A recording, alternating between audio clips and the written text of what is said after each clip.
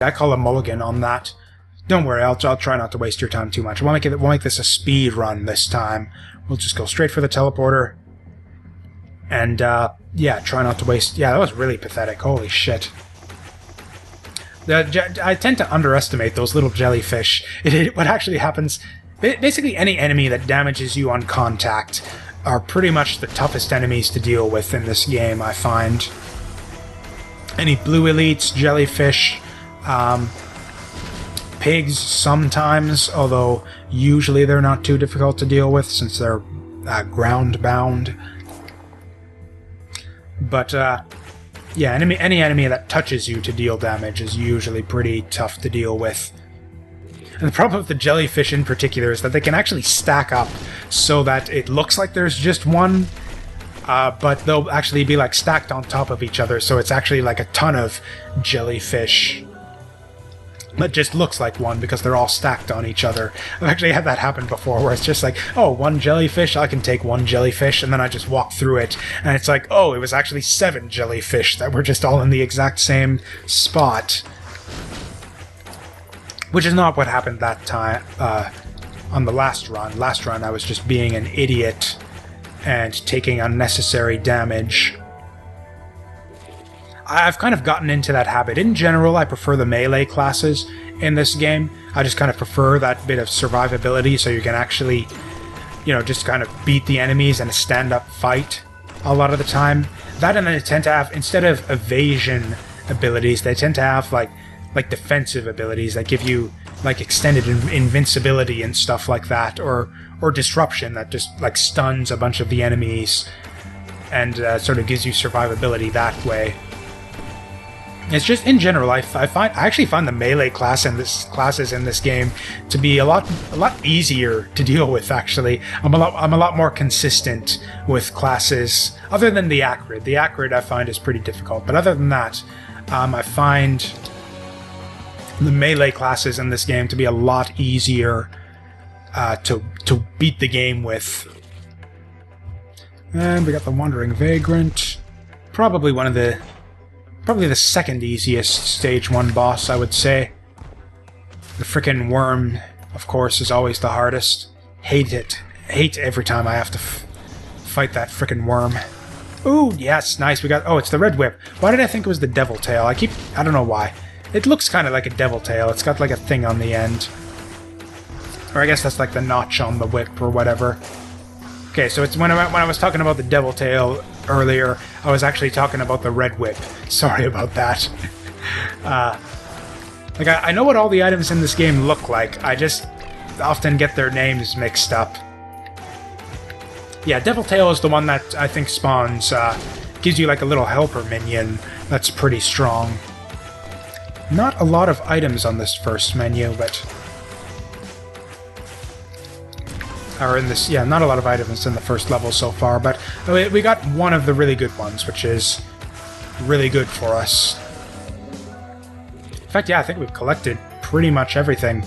It's just some random shrines now, which may or may not give us stuff. Okay, there we go. Yeah, there you see the speed that we get out of the Red Whip, which is pretty sweet. Oh, excuse me. Actually, yeah, the one that I really love, the main thing I like about the fireworks is you can trigger them off of the shrines, so that even if you fail the shrines over and over again, then it's like, good, you just get fireworks over and over again, and it's pretty awesome. Oh, and we got a second hourglass, which, as I understand it, is utterly useless. A second hourglass gives you absolutely no benefit whatsoever. Hourglass basically stops time if you get low on health, and a second hourglass does nothing. Basically, it's kind of a one-time thing.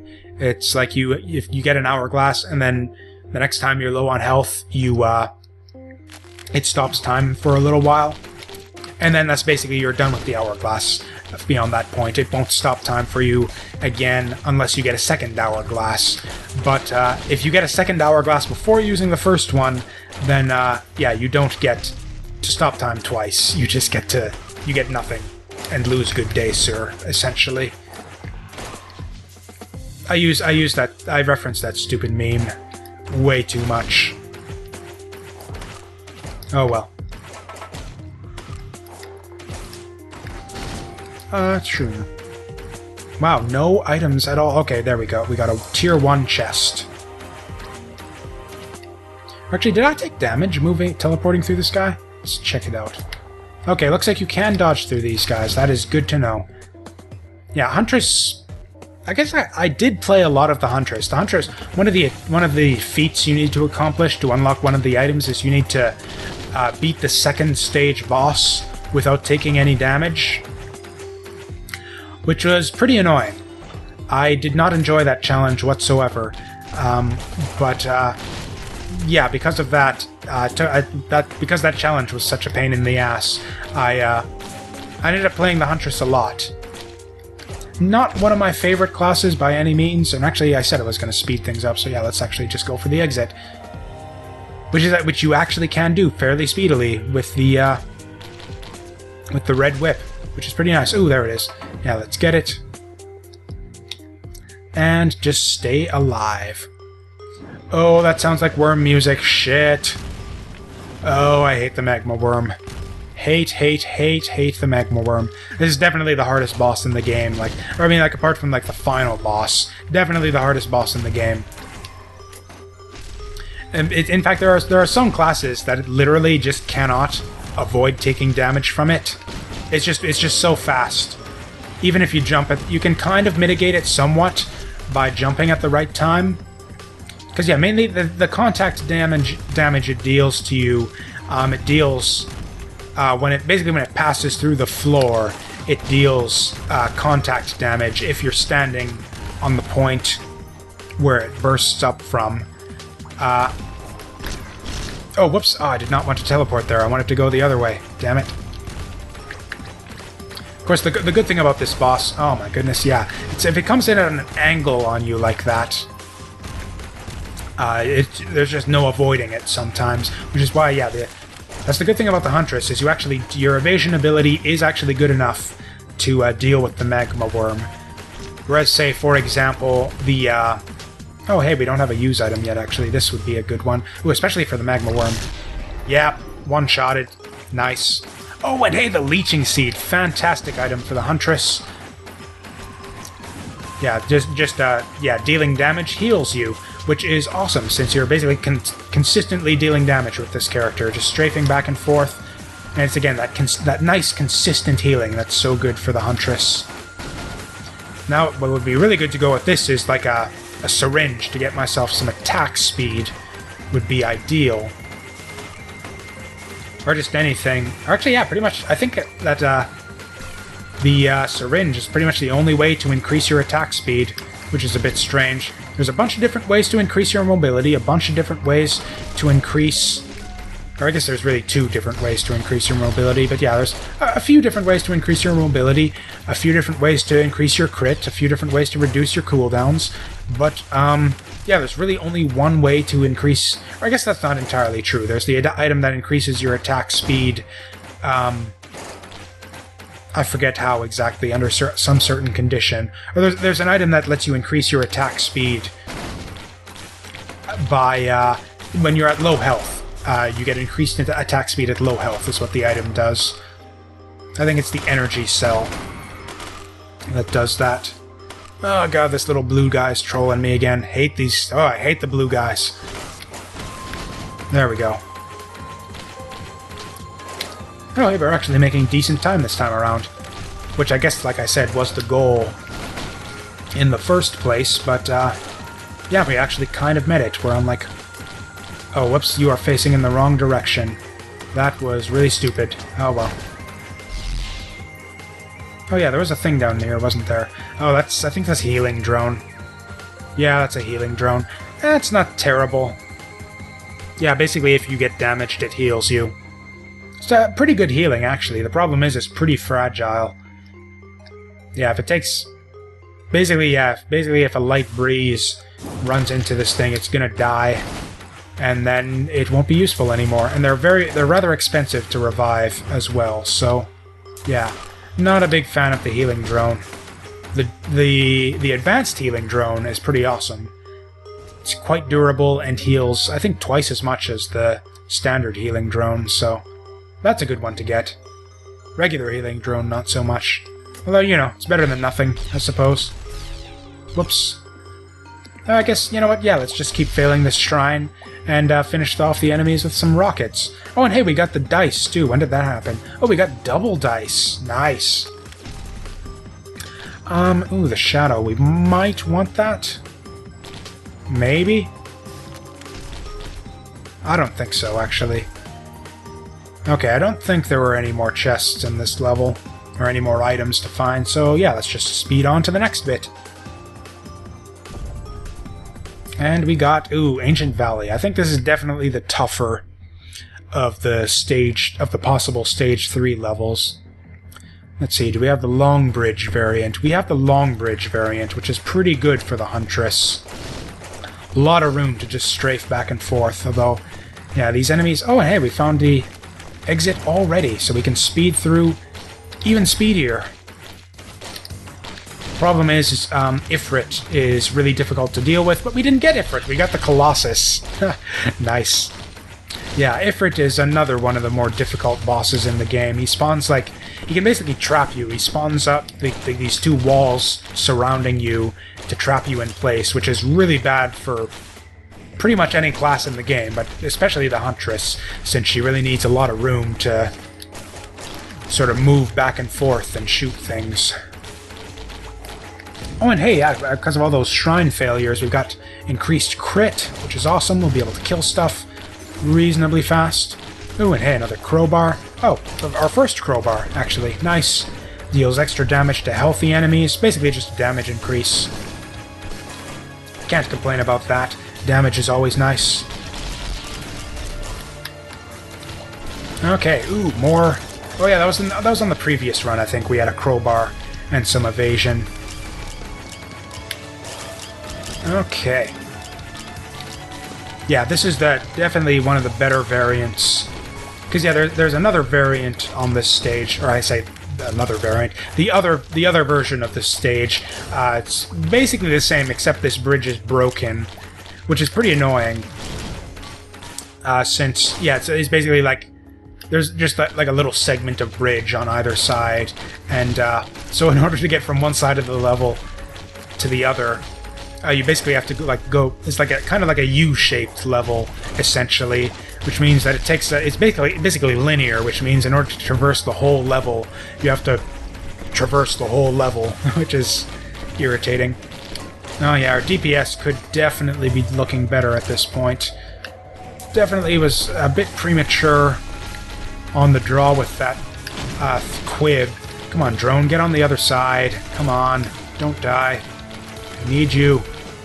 I really don't, I guess. I'm at full health. Okay. Yep, and this is pretty much the Huntress in a nutshell. You just run back and forth and shoot things. And if you don't have good items, you do shit for damage. So you just spend a lot of time, a lot of time, running back and forth and shooting things. Unless you get those damage items, which we kind of don't have at the moment. Oh well. Only 16 enemies, that's not bad. Oh, in fact, we could probably kill this guy in one shot with a quib! Oh, hey! Arms race! Oh, wow, that does not work on healing drones. I did not know that. So arms race basically just increases the value of your drones. Basically, yeah, every drone... Oh, it does work on the... Yeah, as you can see, my healing drone is shooting missiles now. That's basically what that item does. It makes it so that your drones fire missiles and mortar shots, and basically just increases their firepower, which is quite awesome. So yeah, that basically incentivizes us now to get a bunch of drones.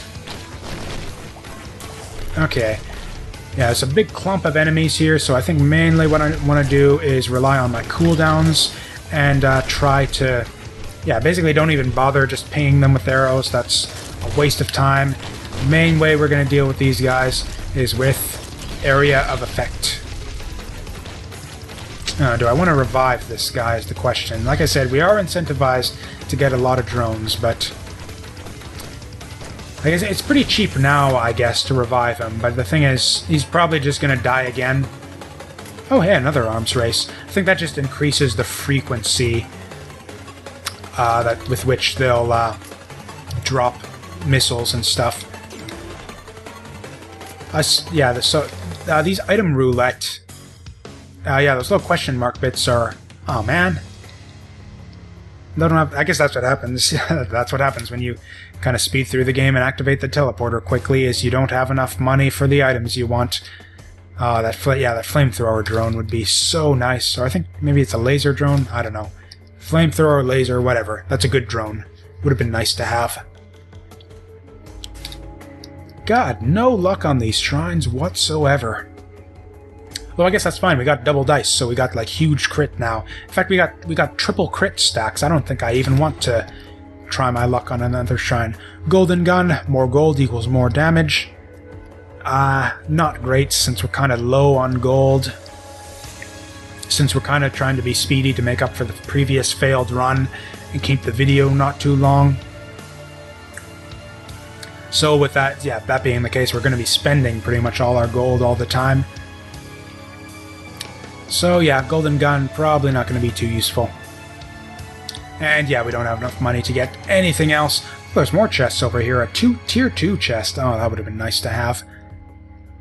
Or I guess I say it would have been nice to have. I think the golden gun is a tier 2 item, so could have just been another golden gun, which would not have been nice. Oh well. We go into the next stage, which is, yeah, this is the, next stage is as far as we made it on the previous, not the previous mulliganed Huntress run, but the one before that, the first run. I think I kind of want to keep going through with the speedy strategy. Like, the Red Whip might honestly be enough to carry us through to the end of the game. It's a really good item. Very good for evading enemies, which is pretty much what the Huntress is all about. That was a waste of... Okay, that's good. There were enemies after all. Good. Oh, that is... Actually, yeah, that's a perfect... Oh, no, that is not a perfect place for him at all. How in the hell... Oh, my goodness. This was not a good idea. Whoa! Shit, shit, shit. I'm gonna die. This is embarrassing. Okay. Keep your distance, and go for the healing. Okay, yeah, if we can just keep our distance, keep pinging this guy to get the healing stacks off of our life leech ability. Oh shit, now their drones are now the little spider bots are on me. Shit, shit, shit. Okay. Stay down here. Fuck! Okay, how are we gonna play this? Oh god, the flying dude's killing me. God, shit! I'm gonna die in lava. Fuck, I'm gonna die in lava. That was pathetic. I missed my jump. That was kind of my fault, I guess. I basically just mistimed my jump. I would have survived otherwise. Honestly, it's mainly just a consequence of the way I play the game. I prefer the zoomed-out camera. But, yeah, as a result of the zoomed-out camera, you can see more enemies. It makes it easier to see what's coming at you, but it makes it a lot more difficult to make those kind of precision jumps. More difficult to see when you're at the right spot on the edge of the platform to make your jumps. So, yeah, as a result, I miss a lot of jumps a lot of the time. So that's what happened there. Decent luck with the items, I guess. This is a decent one. This is a really good one. That's a... Oh, did my... Oh, I completely missed when my, Oh, actually, I bet my hourglass triggered at the end there, but I didn't notice it, but it didn't matter because I was getting killed by the lava. Red Whip, fantastic. Crit, decent, kind of useless, awesome, decent, awesome, useless since we didn't have any drones. Yeah, average luck with the items, I would say. Could have done better, could have done worse, could have played better, could have played worse. But yeah, I guess that's 2, technically 3 failed runs with the Huntress, as you can, and yeah, as you see in the, or actually, no, you don't see, because I took a bunch of Huntress runs to get that achievement I was talking about. But, I think it took me about like 15 to, like, anywhere from, like, 14 to 18 runs to beat the Huntress my first time through. I don't expect it to take nearly that many the second time through, just because I'm better at the game now, and I kind of have a better handle on what I'm doing, and I have a lot more items now too, and yeah, a lot of the unlockable items are really good. Like I didn't have Huntress was one of the earlier classes that I beat as well. Like I didn't have, what didn't I have? I didn't have the the sniper scope. That's a good item for the Huntress. I didn't have, I don't think I had the scythe, or no, I think that's one of the earlier ones. No, I didn't. Yeah, I don't think. Yeah, I didn't have this guy first time through with the Huntress. That's good. Oh, I didn't have the. Oh, yeah. What's it? The glowing meteorite. That's like one of the best used items in the game, I think. Didn't have that the first time through. So yeah, we got a lot of good items that I didn't have my first time through with the Huntress.